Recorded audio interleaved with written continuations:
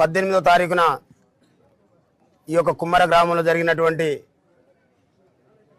అమానుషమైనటువంటి అగ్రవర్ణ దుండగుల యొక్క బల్పు మరి మనం అందరం చూసినాం.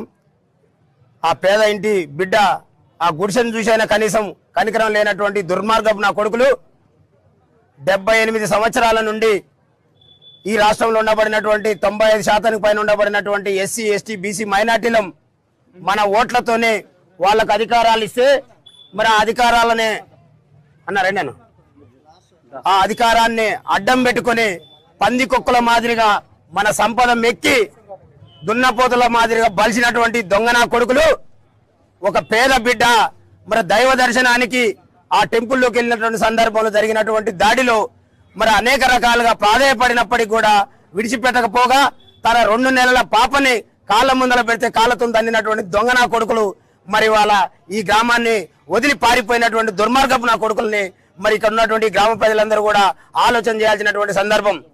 ఇవాళ ఏ పరిచయం లేనటువంటి వాళ్ళకి ఏదన్నా అన్యాయం జరిగింది ఆపద వచ్చిందంటేనే మరి బాధపడేటటువంటి మనసత్వం ఉన్నటువంటి ఈ ఎస్సీ ఎస్టీ బీసీ బిడ్డల్ని మరి అంత అవాంఛనీయమైనటువంటి పద్ధతితోనే మరి ఇక్కడ ఉన్నటువంటి వాడు ఒక సర్పంచ్ మరి ఇంకా అతను ఎంట ఉండబడినటువంటి మరి ఆ 3-4 రెడ్లు ఎవరైతే ఉన్నారో మరి శ్రీనివాస్ రెడ్డి, మధుసూదన్ రెడ్డి ఇంకా అనేక మంది ఈయన దొంగ నాయకులు మరి ఈ ఊళ్ళో మొత్తం కలిపితే వాళ్ళు ఉన్నది 50 గుడిసెలు ఉంటాయి.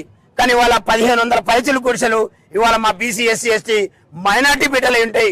మరి ఇవాళ 78 ఏళ్ల నుండి కూడా మేము ఎక్కడ కూడా మిమ్మల్ని తక్కువ చేయకుండా ఈ రాష్ట్రంలో అధికారాన్ని మీకు ఇచ్చినాం, ఈ గ్రామాల్లో అధికారాన్ని ఇచ్చినాం, మండలాల్లో అధికారాన్ని ఇచ్చినాం. కనీసం దైవ దర్శనానికి వస్తే నాకు 100 రూపాయలు అని అడిగిన పాపానికి ఈ దొంగ నా కొడుకులు చేసినటువంటి దీన్ని ఈ రాష్ట్ర వ్యాప్తంగా తెలంగాణ రాజ్యాధికార పార్టీ తీవ్రంగా ఖండిస్తా ఉన్నాం. ఖండించడమే కాదు ఈ నా కొడుకుల్ని మర్యాదగా ఈ పోలీసులు ఇక్కడ ఉన్నటువంటి ప్రజలకు మరి సేవకులు ఓన్లీ ఆ అధికారంలో ఉండబడినటువంటి ఎమ్మెల్యేలకు ఎమ్మెల్సీలకు అనుకునేటటువంటి పోలీసు వర్గాలు కూడా ఆలోచన చేయాల్సినటువంటి అవసరం వచ్చింది.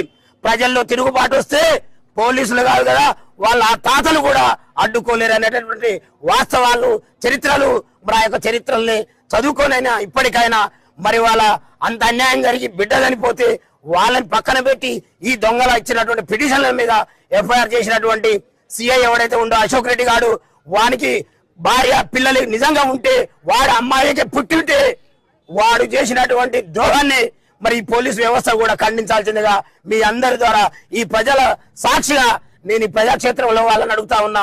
అన్నం తినే కొడుకులు ఎవరున్నా అక్కడ జరిగినటువంటి వాస్తవాలని ఎఫ్ఐఆర్ చేయకుండా ఈ దొంగలు ఎమ్మెల్యేలు మంత్రులకు మరి జేజేలు కొట్టకుండా వాళ్ళకు పోస్టింగ్ల కోసం వాళ్ళు చెప్పినటువంటి తప్పుడు పద్ధతుల్లో ఈ ప్రజల మీద కేసులు పెడుతున్నటువంటి పోలీసు వ్యవస్థ కూడా మారకపోతే మరి మిమ్మల్ని కూడా ప్రజలు మార్చేటటువంటి రోజులు దగ్గర పడతా ఉన్నాయి.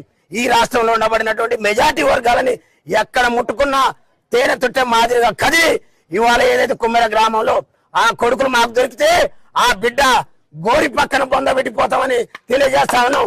మర్యాదగా సాయంత్రం లోపు ఈ నా కొడుకుల్ని రిమాండ్ చేయకపోతే మేము చెప్తా ఉన్నాం ఇక్కడి నుంచి వెళ్ళిపోవడానికి రాలే. ఈ కొడుకులు మా చేత అధికారాన్ని అందుకొని మేమిచ్చిన అధికారంతో మమ్మల్ని సమాధులు చేస్తా ఉంటే 78 ఏళ్ల నుండి ఓపిక పట్టాం. ఇక పైన ఓపిక పట్టేటటువంటి పరిస్థితి లేదు. ఉన్నదా ప్రజలారా మీరైనా చెప్పండి. లేదు. మేము ఊతే గాలిలో కొట్టుకపోయేటటువంటి నా కొడుకులు మేము వస్తుంటే ఆడ కూర్చొని అంటా ఉంటారు.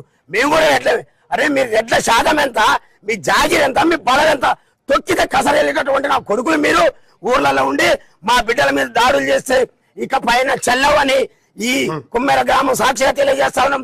ఈ కుమ్మరే కాదు తెలంగాణ రాష్ట్ర వ్యాప్తంగా ఎక్కడ బీసీ ఎస్సీ ఎస్టీ మైనార్టీ బిడ్డల జోలికి వచ్చినా మరి ఇదే పునరావృతం అవుతుంది.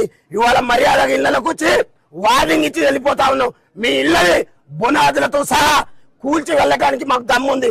అయినా మీరు చేసిన లుచ్చా తప్పులు మేము చేయొద్దని ఒకసారి అవకాశం ఇస్తున్నాం. ప్రజలారా మీరు కూడా ఆలోచన చేయాలి. ఈ నా కొడుకుల్ని రాష్ట్ర వ్యాప్తంగా పండబెట్టి తొక్కాల్సినటువంటి సమయం ఆసన్నమైంది. అందుకని మనం అందరం ఐక్యం కావాలని ఈ వేదిక ద్వారా తెలియజేస్తూ నాకు అవకాశం ఇచ్చిన పెద్దలకు ధన్యవాదాలు తెలియజేస్తా ఉన్నా.